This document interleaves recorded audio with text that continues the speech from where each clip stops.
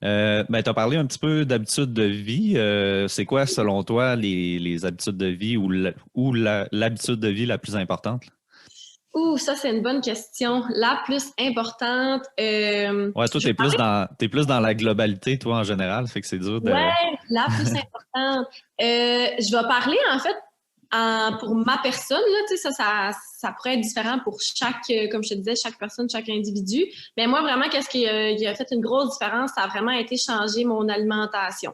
Fait que dans le fond, intégrer beaucoup plus de légumes, herbes fraîches, épices. Tu sais, de nos jours, mettons, il n'y a plus beaucoup de gens qui vont cuisiner avec des choses qui sont plus saines, des choses comme ça. Mhm. Bon gras, bonnes protéines. Après ça, vraiment éliminer qu'est-ce qui est un peu plus produits transformés. Moi, ça a vraiment changé beaucoup, beaucoup là, au niveau de mon énergie, qualité de vie, qualité de sommeil. Puis la plus grosse différence, en fait, que j'ai faite, c'est changer mes déjeuners. Fait OK. que, ouais, c'est vraiment été changer mes déjeuners pour protéines, légumes, bons gras, qui a fait toute la différence pour moi. C'est comme je dis, là, c'est toujours individuel à chacun. Mais souvent, là, on a remarqué aussi qu'il y a une conception du déjeuner qui vont inclure beaucoup de carbs, comme de sucre.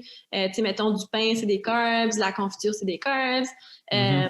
Le beurre Ouais. d'arachide, c'est du sucre. Il Tu y sais, en a beaucoup que crêpes, c'est. gaufres, Ben, le jus muffins. d'orange aussi. Il y en a beaucoup que c'est strictement ça, leur déjeuner, là. C'est des glucides, là. Oui, exactement, c'est les glucides. Donc, euh, rentrer un petit peu de protéines qui va être plus soutenant durant la journée, des bons gras aussi qui va aider toute justement santé intestinale, santé du cerveau. Ben moi, pour moi, ça a vraiment fait une grosse différence. Puis une autre chose aussi que j'ai remarqué, c'est que, tu sais, on pousse beaucoup, beaucoup l'activité physique, aller dehors, etc. Mais il n'y a pas beaucoup de gens qui parlent du sommeil. Puis ça, c'est quelque Mhm. chose de ultra important. Il y a tellement de personnes qui ne sont pas capables de dormir ou qui sont sur des médicaments pour tomber endormi. C'est quelque chose que j'ai beaucoup travaillé avec certains de mes patients, là, la routine de sommeil, parce qu'on devrait avoir une routine aussi, là, qu'est-ce qu'on fait avant de se coucher, etc., pour, dans le fond, permettre à ton cerveau de relâcher la mélatonine, t'endormir, avoir des phases de sommeil profond. Donc ça, je trouve que c'est quelque chose qu'on devrait beaucoup plus discuter. Tu sais, c'est pas beaucoup abordé par les professionnels, des choses comme ça, mais c'est super important parce que dans le fond, ton corps se guérit la nuit, dans les phases de Mhm. sommeil profond. Ouais. Ouais. Fait que ça peut ressembler à quoi une bonne routine de Euh, pré-sommeil?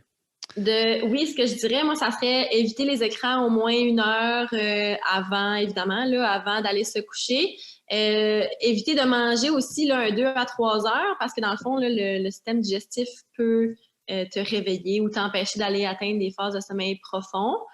Sinon, les heures les plus récupératives de sommeil sont avant 11 heures. Donc, si possible, d'essayer de choisir certaines nuits dans ta semaine que, OK, ben, regarde, je vais me coucher à 9, je vais avoir une couple d'heures de plus de sommeil, de sommeil récupérateur, etc.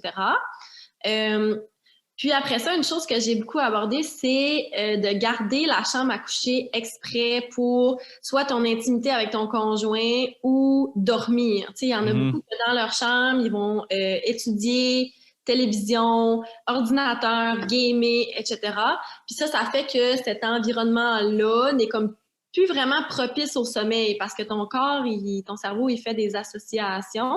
Mhm. Donc, si tu fais beaucoup plus d'activités que juste dormir, puis comme je te disais, là, avoir des relations intimes avec ton conjoint, mais là, à ce moment-là, ton cerveau, il va être plus, comment je te dirais ça, worry différemment, tu sais. Mhm. Ouais. Ouais, moi je le remarque, le lien, je le fais directement, là. Aussitôt que j'écoute la télé, mettons, avant de me coucher, je serais pas capable de m'endormir. C'est le C'est lien, là, il est direct, là, à chaque fois, je pense, en plus, là. Ouais. Oui, sinon, autre chose que je suggère pour ceux qui pensent beaucoup avant de se coucher, c'est vraiment de prendre du temps pour euh, écrire dans un journal qu'est-ce qui te trotte dans la tête, justement la liste de priorités, tu sais, qu'on parlait au début. Ouais, souvent on pense au lendemain, justement, là, tu sais. Oui, fait que là, ça serait le bon temps de faire ça. C'est sûr que diffuser des huiles essentielles, lavande, eucalyptus dans la chambre 30 minutes avant d'aller se coucher, ça va aussi calmer un peu ton système nerveux central.